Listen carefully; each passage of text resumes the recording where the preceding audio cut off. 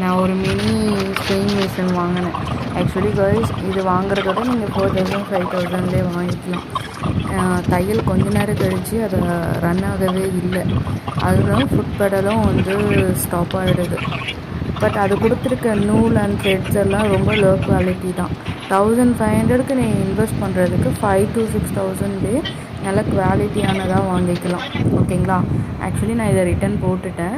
First 1 or 2 stitches மட்டும் தான் நல்லா வந்துச்சு. அதுக்கப்புறம் ஒர்க்கே ஆகலை. அந்த ஒரு மாதிரி ட்ராப் ஆகிட்டே இருந்துச்சு. நீங்களே பார்ப்பீங்க மிரரில். அந்த த்ரெட்டு எல்லாமே ரொம்ப ரொம்ப லோ குவாலிட்டி. திக்னஸ் கூட கிடையாது. எனக்கு தெரிஞ்சு ஒரு 40 or 50 சர்க்கிள் தான் இருக்கும் அதில் த்ரெட்டோட விட்னஸ்ஸு. இதெல்லாம் நம்ம செப்பரேட்டாக வாங்கினாலுமே அந்த பட்ஜெட்டில் தான் வரும். அது குவாலிட்டியான பட்ஜெட்டாக வாங்கிக்கலாம்.